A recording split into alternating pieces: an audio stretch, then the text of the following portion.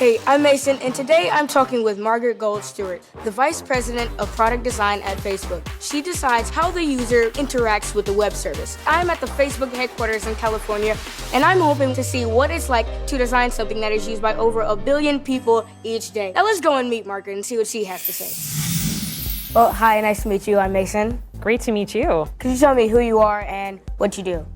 So Margaret Gould Stewart, and I lead part of the design team here at Facebook, and the group helps design the interfaces that you interact with if you use the Facebook app on your phone or on your laptop, and also a lot of tools for businesses to help them create a presence on the internet and to kind of interact with people. I don't have a Facebook, so... I know, because you're only 12. Yeah. But you'll be 13 soon. It's cool. Yes, ma'am. Now, what exactly is the whole entire aspect of user interface and the whole entire aspect of the user trying to use a specific website? What all goes into that, and what exactly is it? Yeah, so there's a couple of different things that we do. We do what's called user research, where we kind of study people and what they want and need, and we observe how they work and how they play and how they want to use technology. And then we work with engineers to create what's called the front end of the product. So the back end is all of the code that engineers develop. But that code needs to be attached to an interface, the front end, which is the thing that you and I see when we load the app. And it's the thing that you press on, and when you press this button, this thing happens, and then these words appear. All of that, which we call interaction design or user experience design, those are the things that my team helps do.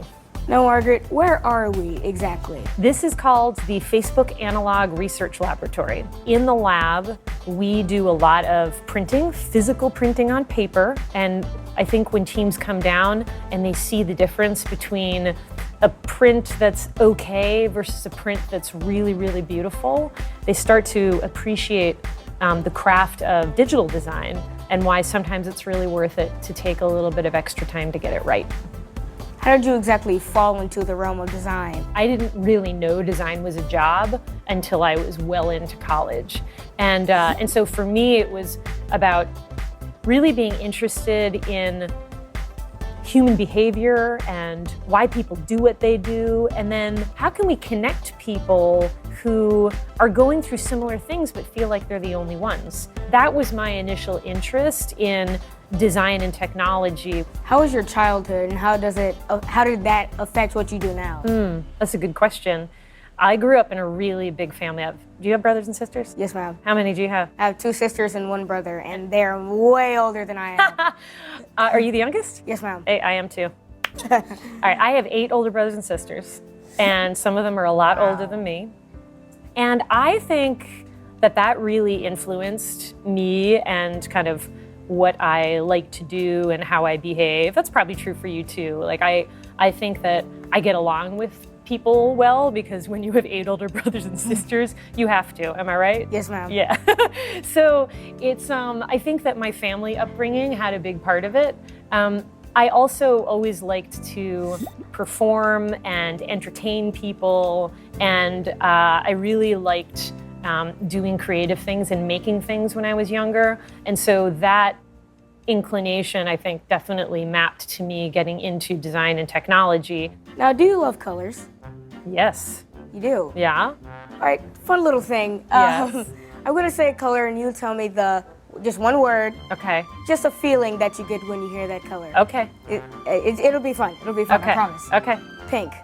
Happy. Gray. Sad. Green. Fresh. Blue. Facebook. Why did I see that coming? I know. Now, what is your favorite color? I was just going to say, you left that orange as my favorite color. Wow. Now, you mentioned reaching to the people that are using your product. Yeah. Now, what are some efforts that you have made to really try to improve the person that is using your specific website or product's life? Yeah. Like, how do you try to get in there and help them out? One really good example of that is, you can, if you have a Facebook account, log on and just, post something that says, hey, I'm at the coffee shop. This is a really good latte. Great day, right? It kind of feels like a, maybe not so critical message, but just kind of fun thing to put out there. But because so many people are on Facebook and so many of their friends and family, the people who they love the most, are also on Facebook, we found that when really scary things happen, like major earthquakes or terrorist attacks, people naturally came to Facebook. And so now we have this product called Safety Check. And when there's a major natural disaster, or recently, with terrorist attacks, we've put Safety Check into effect so that if we know that you are from that area or that you are physically in that area, you'll get a message that says, hey, let your friends and family know that you're okay because they're worried about you. Wow. What advice could you give to other kids? I think being proud of who you are and not trying to be somebody else is really important. It's really easy to say and very hard to do, because there's a lot of things in this world that make you feel like you need to look a certain way, act a certain way, sound a certain way. Sometimes, and I can say this as a parent, like your parents make you feel like you need to be a certain way, or your school, or your friends. And it's really important to be respectful of those opinions, but it's also really important to know who you are and what's important to you. Well, thank you. It was very nice talking to you. It was a pleasure. Yeah. Thank you. Thank you. Yeah. It was great being able to get a glimpse into what it takes to create the biggest social network ever. Well, I hope you liked it, and I'll see you next time.